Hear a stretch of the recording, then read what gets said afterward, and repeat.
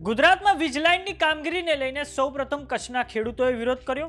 આ પછી વિરોધ ન માત્ર કચ્છ સુધી સીમિત રહેતા મોરબી, સુરેન્દ્રનગર, ભરૂચ, જામનગર અને દ્વારકામાં પણ ફેલાયો.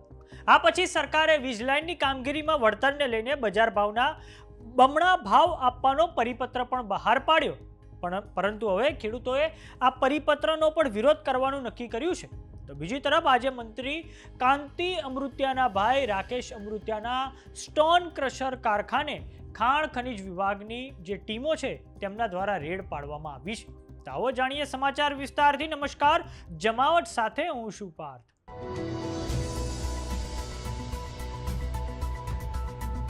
વીજ લાઇનની કામગીરીમાં વળતરને લઈને નવા પરિપત્રની સામે ખેડૂત ક્રાંતિ સંગઠને વિરોધ નોંધાવ્યો છે.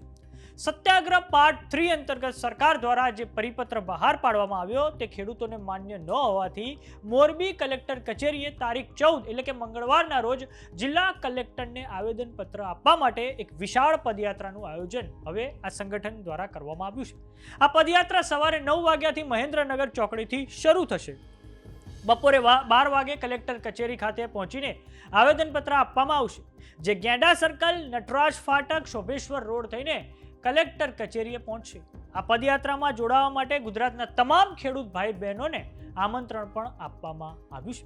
હવે વાત કરીએ મોરબીના ધારાસભ્ય કાંતિ અમૃત્યાના ભાઈ રાકેશ અમૃત્યાની. તો તેઓ આ જેતપરના ખેડૂત આંદોલનમાં ખૂબ જ સક્રિય રહ્યા છે. રાકેશ અમૃત્યાના સ્ટોન ક્રશર કારખાને હવે આજે ખાણ ખનિજ વિભાગ દ્વારા રેડ પાડવામાં આવી છે. આ ઉપરાંત પીજીવીસીએલની ટીમ પણ તેમાં જોડાઈ હતી. ખેડૂત આંદોલનમાં રાકેશ અમૃત્યાના કારખાને હવે દરોડા પડતા અનેક તર્ક વિતર્ક શરૂ થઈ ગયા છે.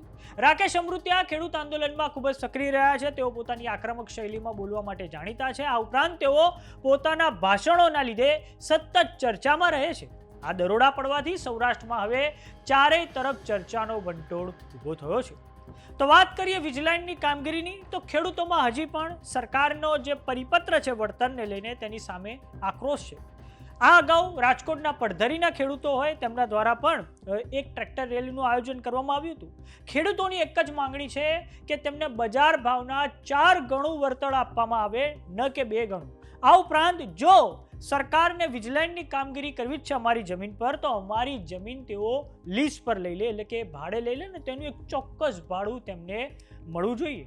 તો જોવાનું એ રહે છે કે હવે સરકાર આ બાબતે હવે ખેડૂતોનું કેટલું સાંભળે છે. પરંતુ જે રીતે વીજ લાઇનનો વિરોધ થયો, ખેડૂતોમાં વળતરને લઈને નિરાશા હતી, ખેડૂતોમાં જે માર્કેટ રેટને લઈને નિરાશા હતી, એની માટે એમઆરસી કમિટી પણ બનાવવામાં આવી છે. તેને લઈને તો સરકારે હવે પોતાનો આ પરિપત્ર બહાર પાડ્યો છે. તો જોવાનું એ રહે છે કે આ જે નવો વિરોધ જે ઊભો થાય છે તે કયો નવો વળાંક લે છે. તો સમાચારોમાં અત્યારે બસ આટલું. જોતા રહો જમાવટ. જો તમે અમને યુટ્યુબ પર જોઈ રહ્યા તો સબસ્ક્રાઇબ કરો, જો તમે અમને ફેસબુક પર જોઈ રહ્યા તો ફોલો કરો, વોટ્સએપ ચેનલને જોઈન કરવાનું ન ભૂલતા. નમસ્કાર.